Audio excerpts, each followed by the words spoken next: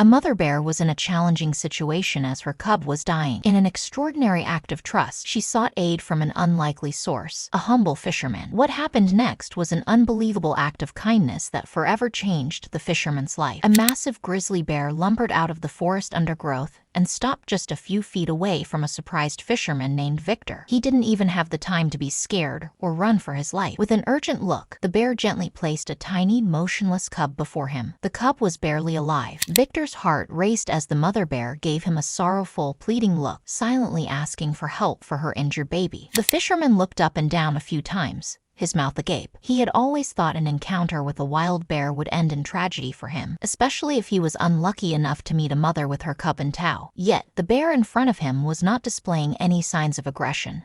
She was begging for help instead, and the thought made his head spin. While Victor felt both scared and deeply moved by the helpless cub lying at his feet, he knew he couldn't ignore the situation and simply walk away. But at the same time, he wasn't sure how to help a wild bear.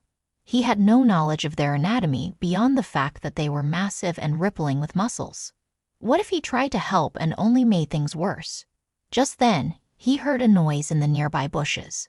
A group of poachers armed with rifles and traps appeared, laughing cruelly. They were coming for the mother bear and her cub, and their intentions were clear. They wanted the animals dead or alive. As the poachers closed in, Victor knew he had only seconds to act.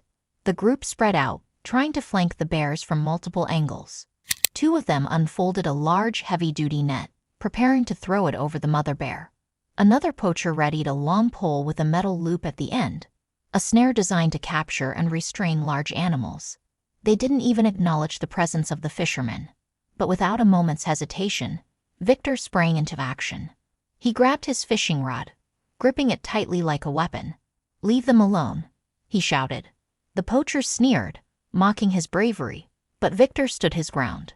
The mother bear watched cautiously, her protective instincts heightened by the presence of the armed men. Just as the situation seemed to reach a boiling point, one of the poachers accidentally fired his rifle. The sudden noise startled everyone. Realizing the gunfire would attract attention from rangers or hikers, the leader shouted frantic orders, and the poachers quickly scattered into the dense underbrush. As the adrenaline faded, he focused on the badly injured cub whimpering at his feet. The mother bear watched him closely, her eyes showing a mix of fear for her baby and weary gratitude toward the human who had risked himself for her family's safety. Victor gently approached the cub. He carefully picked up the tiny, fragile creature. Victor examined the tiny creature, searching for any visible injuries or clues to its ailment. To his dismay, he found a deep gash on its hind leg. Without wasting a moment, Victor carried the cub and hurried back to his cabin, the mother bear lumbering protectively beside them. When they got to the cabin, he carefully laid the cub on a soft blanket and prepared for the difficult task ahead. He gathered his limited medical supplies, a metal bowl filled with fresh water, clean strips of cloth for bandages, and a small bottle of antiseptic meant for minor injuries. As Victor knelt beside the cub, the mother bear watched from the doorway, her eyes filled with fear and hopeful trust.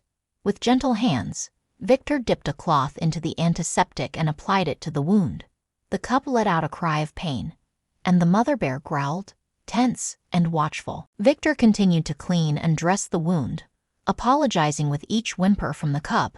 After cleaning and bandaging the cub's wound, Victor sensed that the mother bear had no intention of leaving her baby. Her strong protective instincts kept her by its side. She stayed still, her eyes following Victor's every move as he cared for her cub. As night fell, the mother bear stayed alert, ready to guard her cub through the darkness.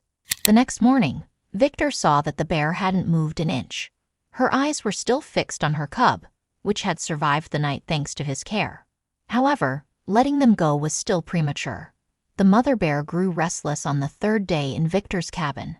On the fourth morning, Victor woke up to find the doorway empty. The bear was gone, and her large paw prints led into the trees.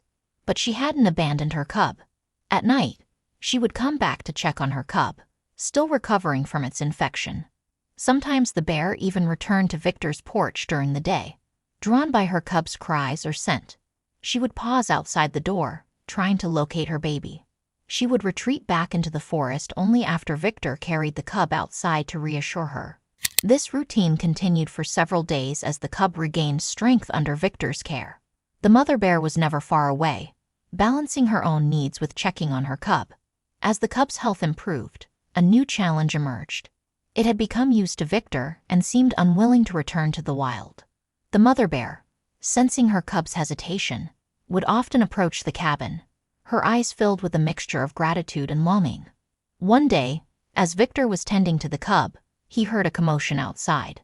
He peered through the window and saw a group of lost and disoriented hikers being circled by a pack of hungry wolves.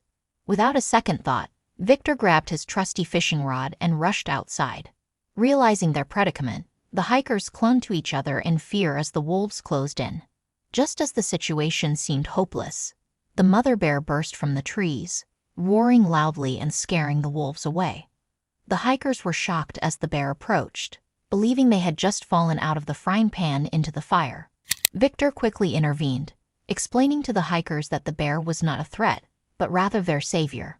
In the days that followed, the cub's recovery progressed quickly. The cub was growing strong and healthy but also becoming more resistant to returning to the wild. The mother bear watched with both happiness at her cub's recovery and sadness at its growing bond with Victor. Victor knew he couldn't keep the cub forever despite his attachment. It belonged in the wilderness, free to live as nature intended.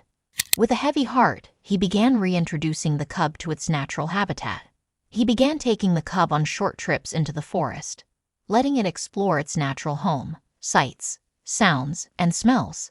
At first, the cub clung to Victor, scared and unsure of its new surroundings. But with each trip, its confidence grew, and it began venturing further and further from his side.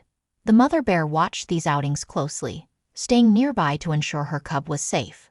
Victor was always aware of her presence, knowing she trusted him but never forgetting her power. Over time, the cub started to show more interest in the wild than in the cabin.